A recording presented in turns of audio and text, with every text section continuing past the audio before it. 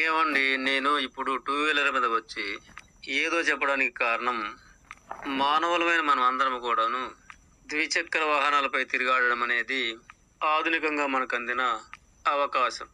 ప్రతి ఇంట్లో కూడాను సైకిల్ మోటార్లు అనేవి దరిదాపు ఉంటున్నాయి. How are you?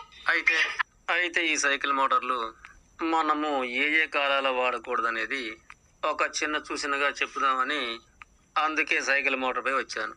కాలం అనేది 3 భాగాలుగా ఉంటుంది కదా.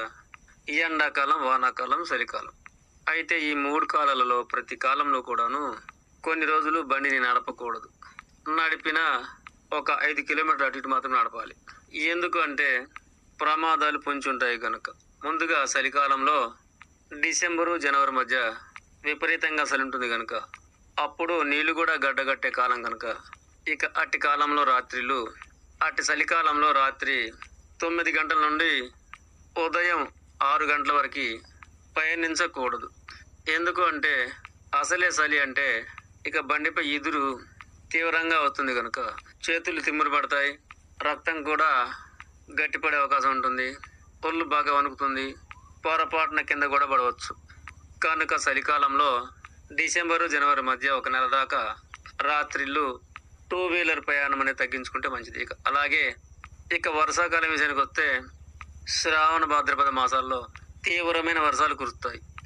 అప్పుడు వెళుతున్న దారే కనిపించని రీతిలో వర్షం చిరుకులు ఉంటాయి. అంతేకాక చల్లటి ఎదురుతో ఒళ్ళు తడిసిపోయి వణుకొస్తుంది. అలాగే దారులకు అడ్డంగా ఉన్న వాగులు, వంపులు, గోతులు పడ్డ రోడ్లు ఇవి అడ్డగిస్తాయి. అందుకై వర్షాకాలం కూడాను చాలా దూరం అనేది వెళ్ళకూడదు. అందులో రాత్రిపూట వర్షంలో పయనించకూడదు. ఒక 5 కిలోమీటర్లకు అటు ఇటు అయితే పయనించవచ్చు. 40-50 వరకు వెళ్ళకూడదు. వర్షం లేదని బయలుదేరుతాం కానీ మధ్య తగులుకొని అల్లకల్లోలం పాలవుతాం. కనుక శ్రావణ, భాద్రపద మధ్యలో 1 నెల వరకు మోటార్ సైకిల్ మీద రాత్రిళ్ళు వెళ్ళకూడదు. అలాగే ఎండాకాలం విషయానికి వస్తే ఇది చాలా చాలా ప్రమాదమైంది. నాకు తెలిసి మే నెల మొత్తం కూడాను ఈ టూ వీలర్ ప్రయాణం ఉదయం 9 గంటల నుండి రాత్రి 7 గంటల వరకు వీలైనంత వరకు పూర్తిగా బంద్ చేస్తే మంచిది. అది 3-4 కిలోమీటర్ల వరకే ఒకవేళ తిరగచ్చు. అంతకన్నా దాటితే, ఎందుకంటే ఎండకి ఒళ్ళంతా కూడా ఆరిపోతుంది, ఎండ వేడంతా ఒంట్లో చేరుతుంది, రక్తం అంతా కాలిపోతుంది, శరీరం లోపల గల భాగాలనేవి కూడా తీవ్రమైన వేడెక్కుతాయి, ఒంట్లో ఉన్న తడి మొత్తం కూడా ఆరిపోతుంది, నిప్పు కన్నా వేడి ఎదురుగాలి బండి మీద ఎదురు వస్తుంటుంది.